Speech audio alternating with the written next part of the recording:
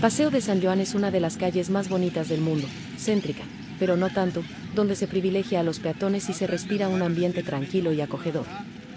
Este paseo alberga algunas de las más importantes obras del modernismo arquitectónico que han hecho famosa a Barcelona, incluyendo piezas de la genialidad de Gaudí. Además, según el historiador y estudioso, Barcelona estaría construida sobre un árbol de la vida de la Cábala, y Paseo de San Joan sería el camino que conecta los sefirot de la seguridad con el de la misericordia. Como dato curioso, el árbol de la vida se relaciona con el tarot y con los sistemas arquitectónicos de memoria, conocidos como palacios de la memoria. Sin embargo, antes de que existieran los palacios de la memoria, todos los pueblos sin escritura han utilizado el paisaje como un lienzo, un papel sobre el cual proyectar imaginaciones y recuerdos. Esto se debe a que el cerebro humano tiende a recordar mejor las cosas cuando están ligadas a un espacio físico concreto. El método de los lugares en sociedades sin alfabeto, un arte milenario de la memoria. El método de los lugares, también conocido como LOSI o método de los palacios de la memoria, es una técnica de memorización que ha sido utilizada a lo largo de la historia para recordar grandes cantidades de información. Aunque comúnmente se asocia con las sociedades alfabetizadas de la antigüedad clásica, como la Grecia y Roma antiguas, sus orígenes se remontan a tiempos mucho más antiguos, antes de la invención del alfabeto, cuando las sociedades sin escritura desarrollaron formas ingeniosas de preservar y transmitir conocimiento. Este artículo explora cómo estas culturas prealfabéticas emplearon el método de los lugares para recordar y comunicar información crucial, y cómo esta técnica se adaptaba a sus necesidades y contextos. La memoria como herramienta de supervivencia en las sociedades sin alfabeto, la transmisión de conocimientos no solo era un acto cultural, sino una necesidad vital. La capacidad de recordar detalles sobre la geografía, las estaciones, los ciclos agrícolas, las genealogías, las historias y las leyes era esencial para la supervivencia y la cohesión social. Sin escritura, el conocimiento debía ser memorizado y transmitido de generación en generación a través de métodos orales. El método de los lugares surgió como una solución natural a esta necesidad. Esta técnica se basa en la idea de asociar la información que se desea recordar con lugares físicos específicos, que actúan como anclas o ganchos para la memoria. En lugar de confiar en símbolos escritos, los pueblos sin escritura utilizaban el entorno que les rodeaba, paisajes, montañas, ríos y otros elementos naturales, como un vasto mapa de memoria. El paisaje como lienzo de la memoria. Para muchas culturas prealfabéticas, el paisaje no era solo un espacio físico, sino un lienzo sobre el cual se proyectaban historias, mitos y conocimientos. Estos lugares específicos, cargados de significados y simbolismos, servían como puntos de referencia para la memoria colectiva.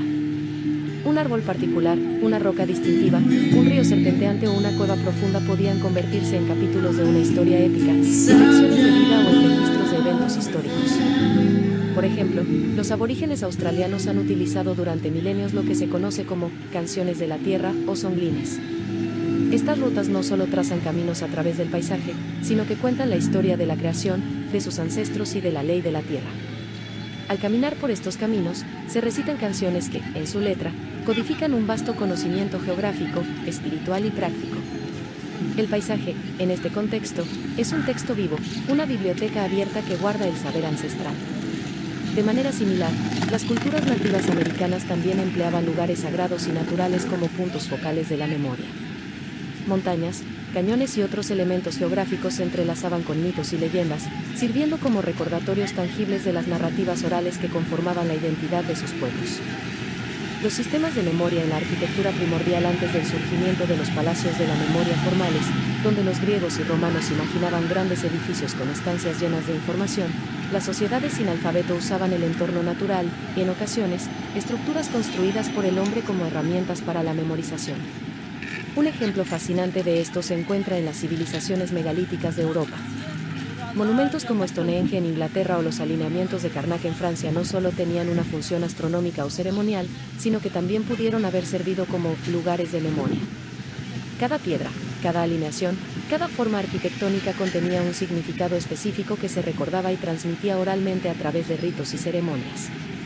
En las culturas andinas prehispánicas, donde la escritura no existía, se utilizaba el quipu, un sistema de cuerdas anudadas de diferentes colores. Aunque no es un ejemplo del método de los lugares en un sentido estricto, el quipu también puede considerarse un dispositivo mnemotécnico, donde la posición de los nudos en las cuerdas recordaba información vital. Sin embargo, El conocimiento asociado a los quipus estaba profundamente conectado con el paisaje, ya que muchas narrativas se ubicaban geográficamente en territorios específicos. La importancia del método de los lugares en la sociedad. El método de los lugares permitió a las sociedades sin alfabeto preservar un conocimiento vasto y complejo en un tiempo en que no existían libros ni archivos escritos. Este sistema ofrecía una forma efectiva de organizar y recordar información, utilizando el espacio físico y los entornos naturales como un marco para la memoria. La memoria, en este contexto, no era solo un acto individual, sino una actividad colectiva. Las comunidades compartían estos mapas de memoria, y la repetición constante de historias y ceremonias en lugares específicos garantizaba que el conocimiento se mantuviera vivo y se transmitiera con precisión a lo largo de las generaciones. La vigencia del método de los lugares en el mundo moderno. Aunque vivimos en una era dominada por la escritura y la tecnología digital, el método de los lugares sigue siendo relevante. Los estudios sobre la memoria han demostrado que vincular información a lugares físicos puede mejorar significativamente la capacidad de recordar. Esta técnica es utilizada por los campeones de la memoria en competiciones modernas y sigue siendo enseñada en cursos de mejora de la memoria. Además, el método de los lugares nos ofrece una perspectiva sobre cómo las sociedades sin alfabeto interactuaban con su entorno de una manera profundamente significativa. Nos recuerda que la memoria no está confinada a lo que podemos escribir o digitalizar, sino que también puede estar arraigada en los lugares que habitamos y en los paisajes que nos rodean. Medios portátiles de memorización, de la Lucasa a la palma de la mano. La memoria es una capacidad fundamental del ser humano, y a lo largo de la historia, diversas culturas han desarrollado técnicas y herramientas para potenciarla, especialmente en sociedades donde la escritura no era común o simplemente no existía. Entre estos métodos, se encuentran los medios portátiles de memorización, dispositivos ingeniosos que facilitaban la recordación y transmisión de conocimientos esenciales. Un ejemplo fascinante de estas herramientas es la Lucasa, una tablilla de memoria utilizada por la sociedad Luba en África Central. Sin embargo, más allá de objetos físicos, algunas culturas podrían haber utilizado incluso la palma de la mano como una herramienta mnemotécnica. Este artículo explora estos medios de memorización portátiles y su importancia en la preservación del conocimiento cultural y la identidad. Lucasa, la tablilla de memoria Luba. La Lucasa es un dispositivo mnemotécnico utilizado por la sociedad Luba del Congo. Este artefacto, que a simple vista parece una tablilla de madera decorada, es en realidad una compleja herramienta para la memoria. Cada Lucasa está adornada con cuentas, conchas y clavos dispuestos de manera específica, cada uno representando personas, lugares, eventos históricos o conceptos abstractos. Los hombres de la memoria, o expertos en historia oral, utilizaban estos dispositivos para recordar y narrar las historias del pueblo Luba, incluyendo genealogías, acuerdos políticos y tradiciones sagradas. La Lucasa no solo facilitaba la memorización, sino que también ayudaba a estructurar la información de una manera que fuera fácil de recordar y transmitir. La disposición de las cuentas y otros elementos sobre la tablilla creaba un mapa mental que guiaba al narrador a través de la historia o la información que debía ser recordada. Cada recorrido táctil sobre la Lucasa evocaba diferentes partes de la narrativa, permitiendo una memoria rica y detallada sin necesidad de texto escrito. La palma de la mano, un medio natural para la memoria más allá de artefactos físicos como la Lucasa. Algunas culturas pueden haber recurrido a un recurso aún más accesible y portátil, la palma de la mano. Aunque no existe evidencia directa de que la palma de la mano se haya utilizado universalmente como un dispositivo de memorización formal, la idea tiene fundamentos sólidos en la antropología y la psicología. La palma de la mano es una superficie familiar y siempre disponible, lo que la convierte en un lugar ideal para asociar conceptos, eventos o incluso instrucciones. En muchas culturas, las manos han sido utilizadas como herramientas para contar, medir y recordar. La simple acción de asignar elementos a los dedos o a diferentes partes de la palma puede ayudar a estructurar la memoria. En algunas sociedades, las manos han sido utilizadas para crear mapas de memoria, táctiles o visuales. Por ejemplo, los nativos americanos utilizaban patrones de manos pintadas en sus cuerpos o en rocas como símbolos de protección o como recordatorios de ciertos rituales o acontecimientos. Aunque estas representaciones tenían significados simbólicos, es posible que también sirvieran como herramientas mnemotécnicas. La importancia de los medios portátiles de memorización. Los dispositivos portátiles de memorización como la Lucasa o incluso el uso de la palma de la mano reflejan la ingeniosidad humana en la gestión y transmisión del conocimiento. En sociedades donde la escritura no era común, la memoria no solo era una habilidad personal, sino una responsabilidad comunitaria. Los recuerdos compartidos, como las historias, las leyes y las tradiciones, eran fundamentales para la identidad y la cohesión social. Además, estos métodos de memorización eran adaptables y portátiles, lo que permitía a las personas llevar consigo el conocimiento de manera física o simbólica. Esta portabilidad no solo facilitaba el aprendizaje y la enseñanza, sino que también aseguraba que el conocimiento pudiera ser preservado y transmitido a través de generaciones, incluso en condiciones difíciles. La relevancia en el mundo moderno, aunque vivimos en una era dominada por la tecnología digital, los principios subyacentes de estos antiguos métodos de memorización siguen siendo relevantes. Las técnicas mnemotécnicas modernas, como el uso de dispositivos digitales para registrar información, encuentran sus raíces en estas prácticas ancestrales. De hecho, el concepto de palacios de la memoria, utilizado en la actualidad por los campeones de la memoria y los estudiantes, es una evolución de los métodos que alguna vez se basaron en dispositivos físicos como la Lucasa. La palma de la mano también continúa siendo utilizada en contextos informales. Los estudiantes a menudo escriben notas rápidas en sus manos antes de un examen, o las personas utilizan sus dedos para contar o recordar elementos de una lista. Estos pequeños actos reflejan la persistencia de las prácticas mnemotécnicas en nuestra vida cotidiana. La ciudad como un palacio de la memoria al aire libre, arquitectura, historia y identidad. La idea de la ciudad como un palacio de la memoria al aire libre es una poderosa metáfora que resalta la relación entre el entorno urbano y la memoria colectiva e individual. Las ciudades no son solo espacios físicos donde vivimos y trabajamos. Son también lugares donde la historia, la cultura y la identidad se entrelazan, creando un vasto entramado de significados y recuerdos. Esta concepción de la ciudad como un palacio de la memoria nos invita a ver los edificios, calles y plazas no solo como estructuras utilitarias, sino como salas y corredores llenos de significado, que guardan las historias de aquellos que los habitan y los han habitado. Origen y concepto del Palacio de la Memoria. El Palacio de la Memoria, o Mesedoflosi, es una técnica mnemotécnica que consiste en visualizar un espacio arquitectónico familiar y asociar imágenes mentales con sus diferentes partes, para luego recorrer ese espacio en la imaginación y recordar la información vinculada a cada lugar. Este método fue utilizado por los antiguos griegos y romanos para recordar grandes cantidades de información, estructurándola en un espacio tridimensional.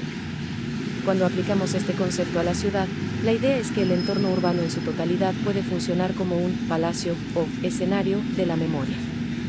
Cada edificio, calle, plaza o monumento actúa como un locus, un lugar que evoca recuerdos específicos, ya sean históricos, personales o colectivos. A través de este enfoque, la ciudad se convierte en un mapa viviente de experiencias, conocimientos y emociones. Arquitectura y memoria. La ciudad como lienzo. La arquitectura urbana es el principal vehículo a través del cual la memoria se materializa en la ciudad.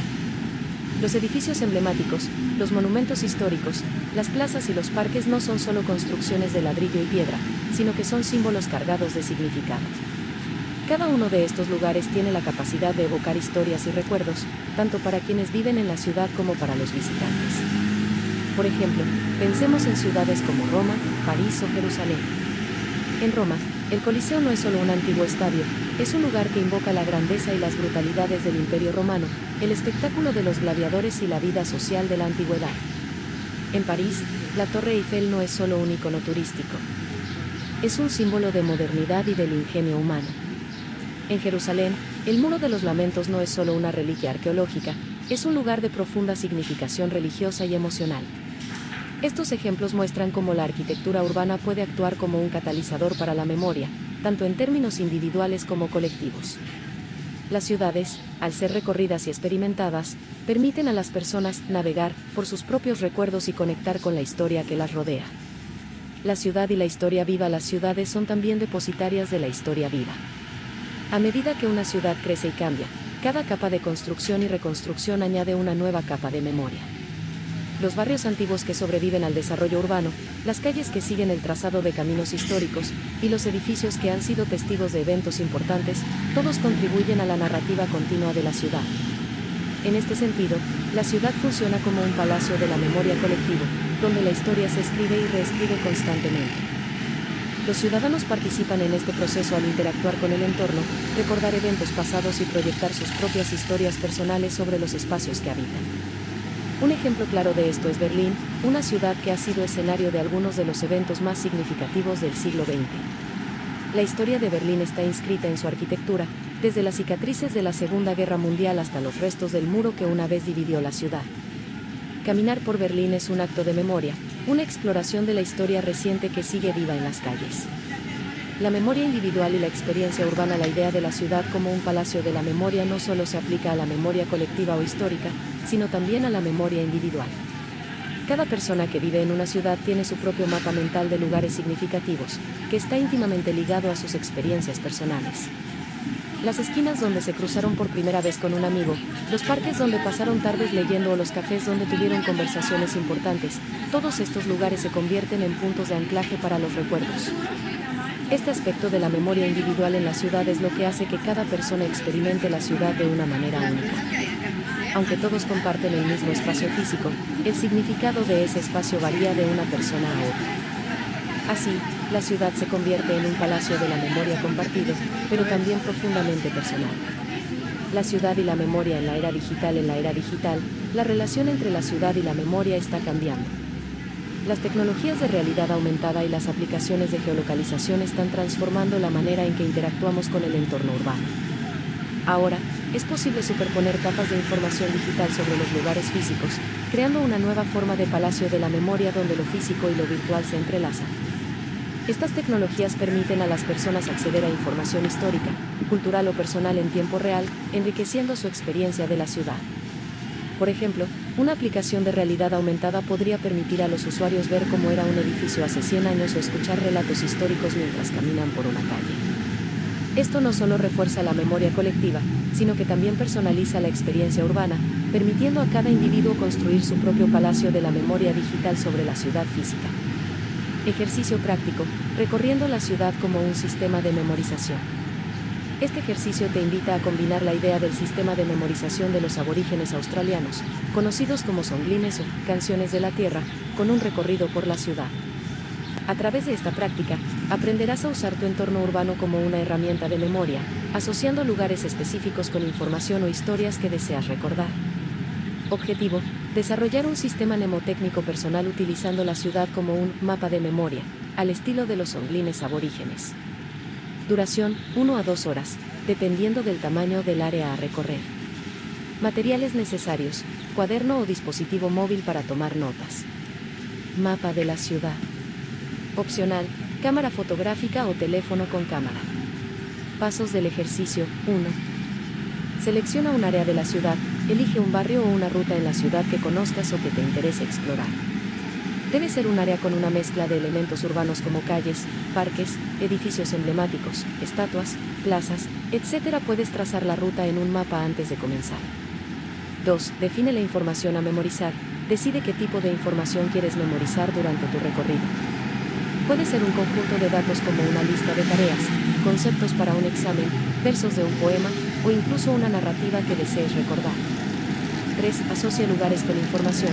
Mientras recorres el área elegida, identifica puntos de referencia clave, un edificio, una escultura, un cruce de calles, un árbol particular en un parque, etc. Asocia cada uno de estos lugares con un fragmento de la información que deseas recordar. Al hacerlo, intenta crear una narrativa o historia que conecte estos puntos, similar a como los aborígenes australianos utilizan los songlines para narrar su mitología y conocimientos.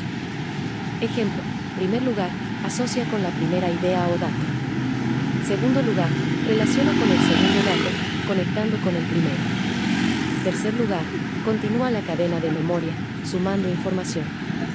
Cuarto lugar, cierra la secuencia con el dato final o la conclusión de tu narrativa.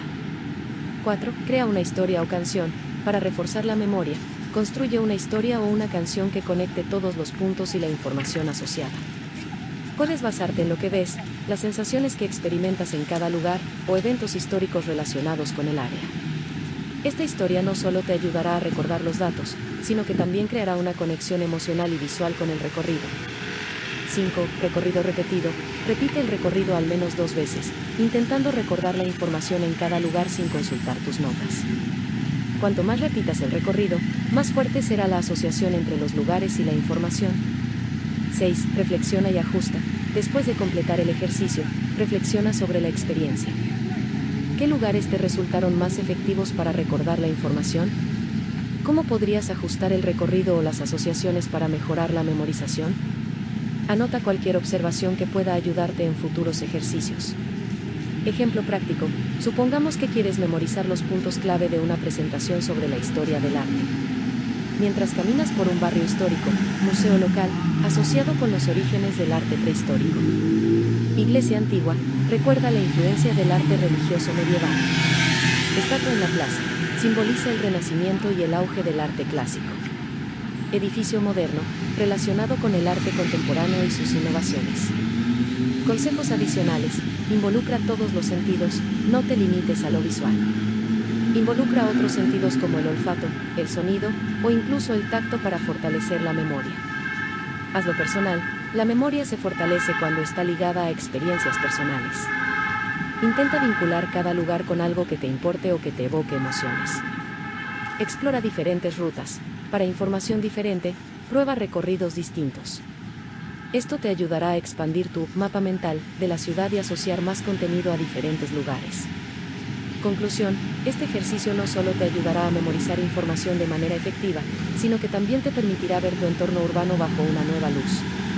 Al conectar recuerdos e información con lugares físicos, transformarás la ciudad en un vasto y dinámico palacio de la memoria, siguiendo la rica tradición de los zonglines aborígenes.